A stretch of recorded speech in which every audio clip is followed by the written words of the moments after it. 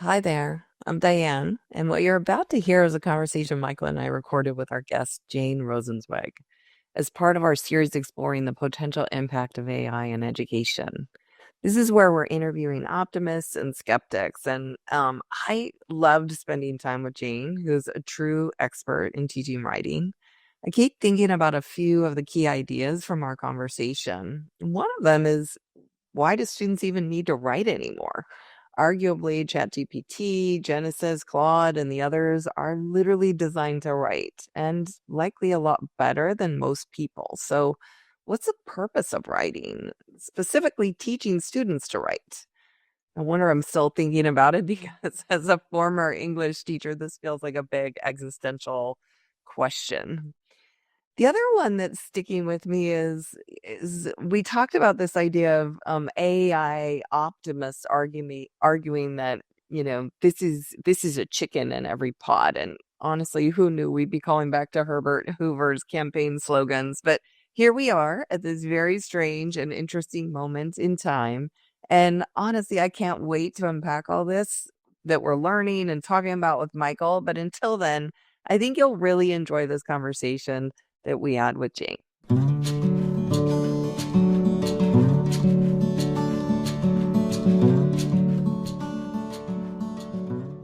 Hey, Michael.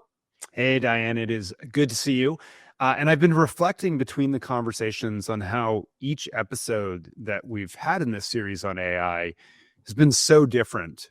I'm just marveling, frankly, at all the different perspectives and viewpoints and levels at which people tackle our questions around AI in education in ways that I had not anticipated at all. And I'm also pretty certain today will be no different, which excites me. Michael, I totally agree. And, when we first conceived of the series, we called it a mini series.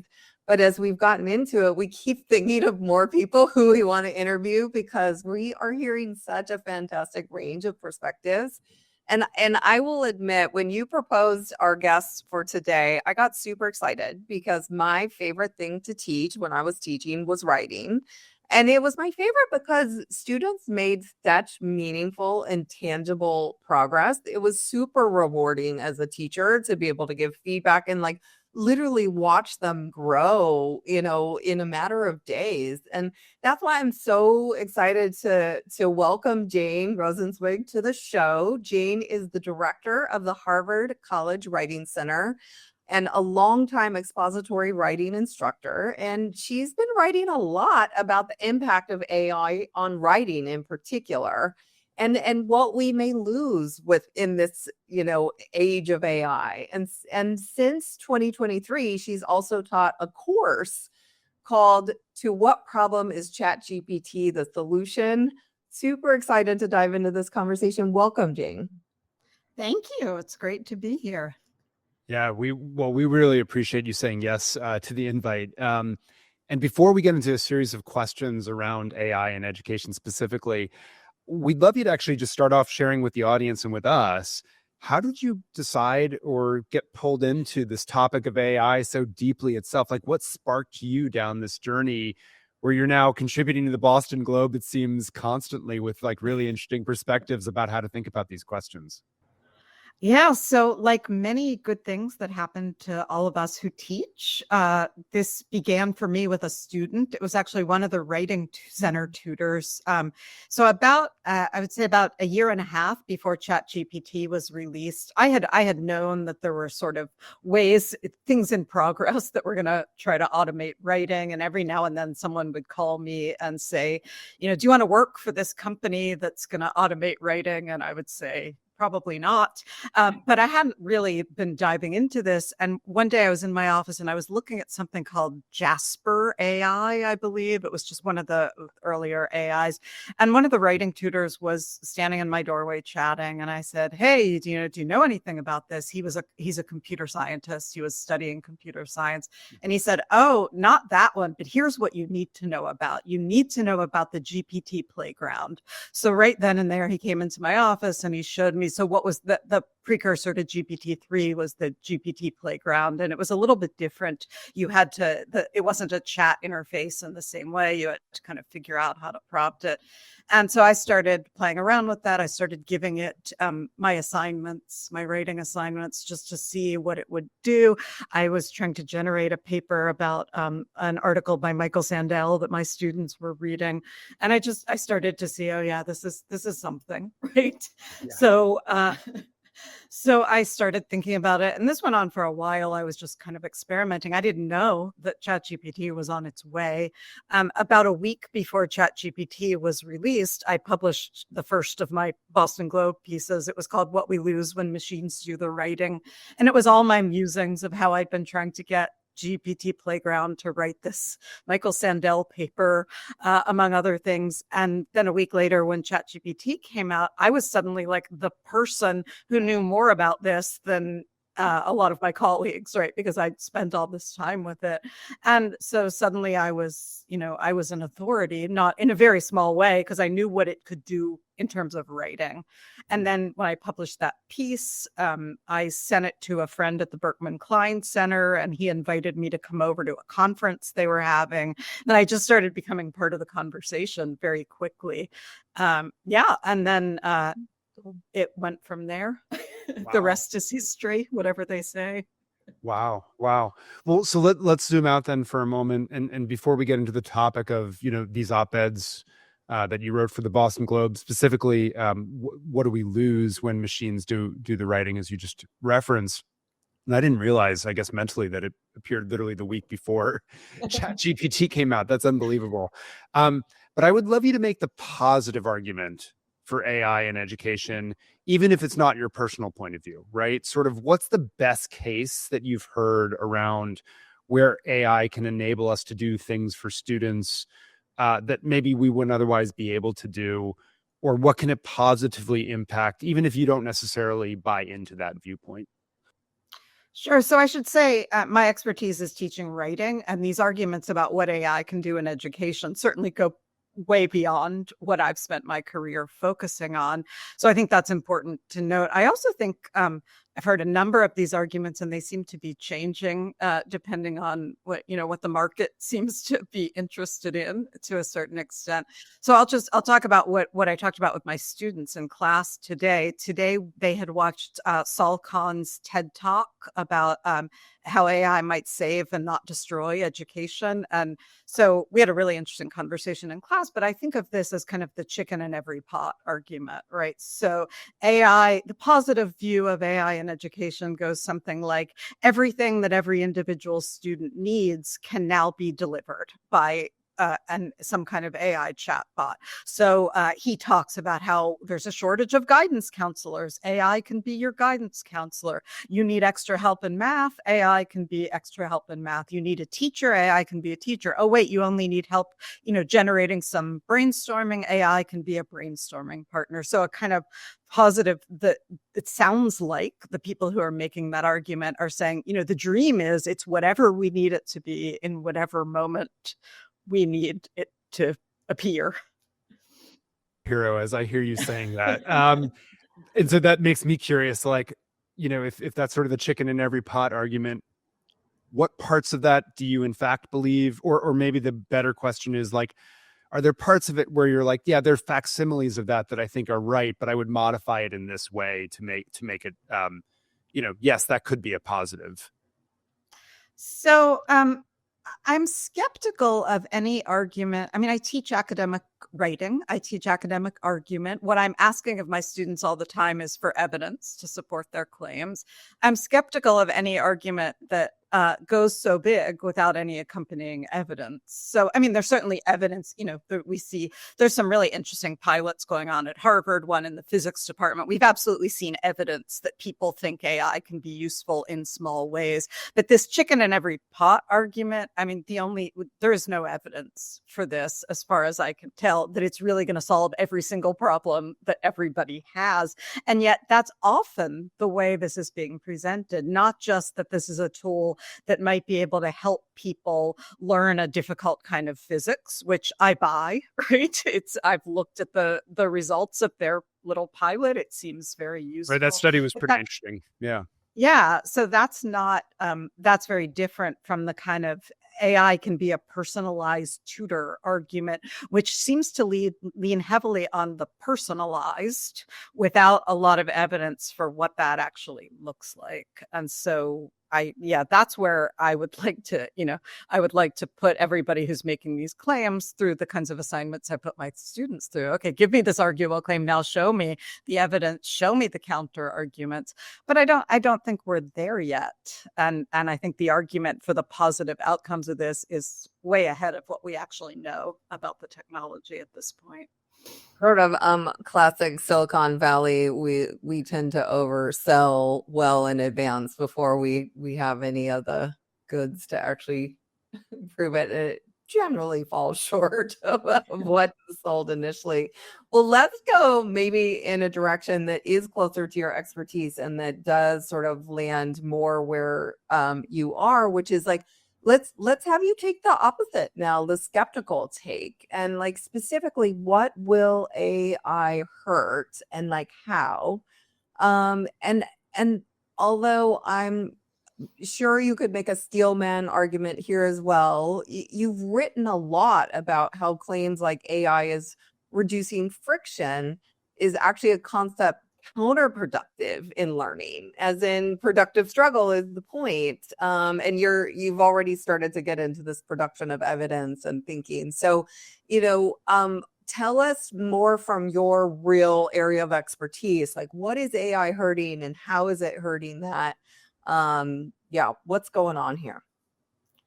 Sure. Well, so I mean, when you teach writing, I've taught writing for 25 years. The first thing that comes to mind about ChatGPT and the initial conversations, right, were all about, well, if it can just generate the paper, why would anyone want to write the paper, or why would anyone need to write the paper? So I think one of the interesting things that's happened is that we've had a really productive conversation, not just at Harvard, across institutions, a public conversation about why we do what we do to begin with, and being able to articulate why I would want my students to write a paper, even if a chatbot could just generate the paper, has been, say, challenge number one. I mean, that was always a challenge, right? Trying to help students see why there's value in this thing that we're doing.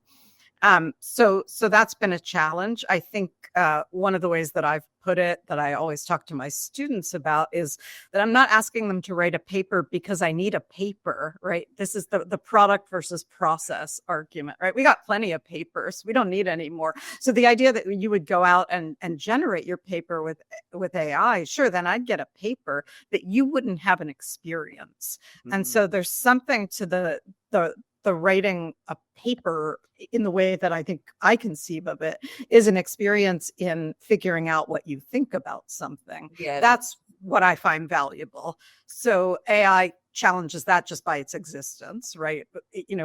Needing to understand why you would bother doing this thing. And then we have the questions about, well, could AI help with this process in different ways? And I've had many conversations about this with a lot of people. And one of the things that people bring up a lot is, well, sure, AI could just help students with the brainstorming, and then they could write the paper themselves. But to me, if I say that this is all an act of thinking, this is something that I actually want you to figure out what you think, it's hard for me to see the role of brainstorming with a chatbot in those moments when maybe the productive friction should be existing, where you should be trying to figure out between you and the text, or you and the video of Salcon, or whatever it is, what you actually think. So I have some concerns there as well. I think there's, I could just go through every argument. There's, well, could AI make an outline for you? Same questions arise, right? I don't think an outline, if once an outline's written, then you're just, you're exercising someone else's vision. It doesn't really work for me. Right. I'd love to dig in on this one a little, because I've been working with some young people who, by the time they've come to me, they've already tried to use ChatGPT to help brainstorm with them and help outline. And I have some thoughts and opinions about what I'm seeing that is not not only are they not doing the thinking, but the work that's being produced is not very good. And it's sort of obvious to me that it's very generic and it's very ChatGPT. And on the flip side, we've been talking to people, and I would call them sort of very sophisticated kind of experts in their field and their areas of expertise. They're having a lot of success using GPT. And so I'm wondering, is there something in between there where younger people who are kind of learning, who don't have expertise, are this is not as effective, and maybe it's more effective for example, you as an expert in writing, it could be a very different tool. I wonder if you've noticed anything or picking up anything in that space. Yeah.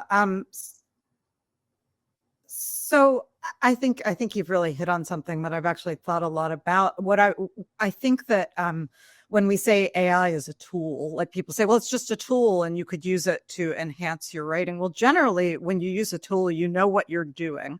And so you know what you need the tool for, right? If I have a nail, I know I need my hammer because I know that the nail has to go into the wall. One of the things that I'm worried about with AI is that you're handing a tool to do the thing.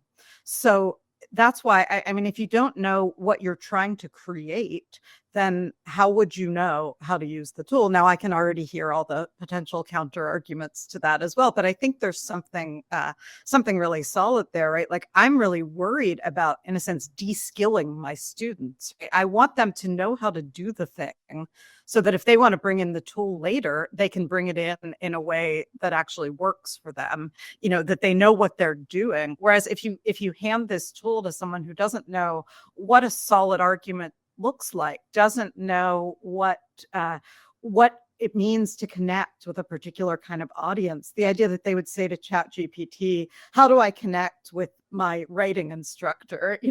What is she looking for? And it's going to, sort of draw on this predictive caricature of a writing instructor. They're not going to learn what I want them to be learning. Whereas, yeah, sure, I can use it. I don't like using it. I don't find it particularly helpful for my own work, but I could write a student paper with it that's much better than what I've seen my students write with it at this point.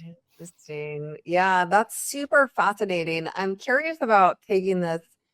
One of the things we like to do is just imagine, if we could all wave our magic wand and design the schools that we want, what good parts of AI would we incorporate in that school design right now? Like, is there anything worth incorporating? And as you're talking, I'm thinking about it, and I'm curious about, my assumption is that when you're teaching writing to your students, you have a vision of like how they're actually using that skill when they leave the university. And I'm making up stories in my head right now, but I'm sure the folks that you're teaching to write are going on to write extraordinary research papers, or maybe they're even becoming journalists, or maybe they're just becoming very effective at communicating their ideas in whatever role they're in. So first of all, I should check and make sure that's true, and like that's how you think about the purpose of writing. But like, what could you possibly do with AI that would enhance that, when we've talked about the things that's going to take away is like, if they're just trying to replace the learning that they would have to have in order to be good at those things later. I don't know if that's making sense, but hopefully you can make some sense of that. So sure. I mean, my students are fabulous. They go on to do all kinds of interesting things. I think it's really important. There are a lot of students who are studying STEM topics who are taking my AI focused writing class because they're interested in this topic. They're going to write. They don't always know it yet, but they're going to write grant proposals. They're going to write, they're going to be the boss of people and ask for memos and write memos and all of these things. So I do think there's something certainly instrumental in that way about preparing students for further writing. But I also like to think that, when we're talking about writing, I'm really trying to focus on how do you know what you think and why you think what you think? And this is not the only way. You can certainly have conversations, figure out what you think in many ways. But when you're asking a question, the way we do in academic writing, you're asking a question and then you're trying to examine the evidence and figure out what you think the answer is. And this is also a way of being in the world that I want my students to absorb, right? It's not just so that they can write a memo at work. It's so that they can look at things. They can look at a video or read a book outside of my class and bring that same kind of inquisitive mind to it. So again, those are things that I wouldn't want to see outsourced. Whereas later on, sure, they're going to make a choice to outsource memos that they're writing at work. I think it's, thinking about what you're trying to do. I always say my class is called "To What Problem is ChatGPT the Solution?" And this has been a really helpful framing to me in so many ways. Like, why are you using it? If you're using it to solve a problem that it solves, then maybe it makes a lot of sense. But if you're using it to do something when there's a different goal there, right? I want you to have an idea. I want you to have an opinion. Does ChatGPT help with that? And, I think we're less sure about that. So Jane, you've just actually clarified a few things in my head for me personally on my own writing process. One of them being outlines never mean anything to me. And I think the reason why is I don't know what I think until I've written my way through the problem. Yeah, So exactly. this has been helpful on the couch for me. But the second thing I guess I'm curious is, you've essentially noted, right, that part of the reason for writing is to help people develop this muscle of how to clarify their thinking about, whatever question is in front of them, right? Whatever they're trying to figure out. And what strikes me, right, it's not about the performance, it's about the end product, it's about the process. So I guess the other thing though that I become curious about, and I think you've written this in some of your writing, is a lot of, at least at the K-12 level, a lot of the schools there are not making that purpose of writing either clear to students or themselves maybe grading, sort of judging around that purpose, right? Around the importance of the process and figuring out what you think as you wrestle with something through your writing. I'm curious, are there places that are getting this right in your view? Like, do you know K-12 schools that are doing this right? And if not, how do we start to move to that world? So I think that ChatGPT, the release of ChatGPT actually created a really useful moment for us to be thinking about what we're doing when we teach writing, when we assign writing to begin with. There's always been a little bit of a disconnect that I've noticed between what my students were doing in high school and what I was asking them to do when they got to my classroom. That's normal, right? We have a transition from high school to college writing. But I think one of the things that's a real challenge is my students will tell me a lot that they learn to write in preparation for standardized tests, right? So there's a particular kind of writing where you are not writing to discover something. You are writing to demonstrate that you know how to do this thing, which we sometimes call a 5-paragraph essay. You know how to sort of approximate a way of interacting, of communicating, even if you're not actually being told that you need to say something that matters to you or that's of interest. So some of this, I mean, I understand this. I couldn't begin to suggest what should be happening in K through 12 in terms of how we could move away from the standardized test model. But I do think that it's difficult for students to see this thing that they've always done quite well, according to a kind of rubric of, do you have a thesis statement and do you have 3 points in separate paragraphs? And then someone like me comes in and says, wait, do you actually believe that? What do you actually think? What about counter arguments? So counter argument is often the new piece that we introduce, right? You can't make an argument that is going to hold up if you can't understand who might disagree with you. So interestingly, this is a place where ChatGPT was somewhat useful in my class. I built a counter argument chatbot for my students. It was just a little pilot. I teach a class about AI. I thought this would be entertaining. It forced them to go through a series of steps to answer a series of questions about their thesis for a paper they were writing. And then it wouldn't tell them, though. It wouldn't give them any answers. It was just asking them the questions. And so they actually found it kind of frustrating. And this, I think, is an interesting point about how we think about AI. they didn't all find it frustrating, but the ones who said they found it frustrating said they were expecting an efficiency tool. Right? They are used to thinking that ChatGPT is going to save them steps. But I had spent ages trying to make this chatbot behave more like I would behave. Which was, to just keep asking them and keep saying, what about this? What about this? And then I told it to give them some potential counter arguments, but they didn't have to be correct, right? Because I wanted them to have to engage. And so I do think there are moments where something like that might be helpful. But I think that it's kind of doing battle with the perception that AI is supposed to save you time. And what I want is for certain things to take as much time as they need to take. And I think that kind of chatbot, my students are sort of, one of them said he'd rather just talk to me about it if it's going to take him half an hour anyway.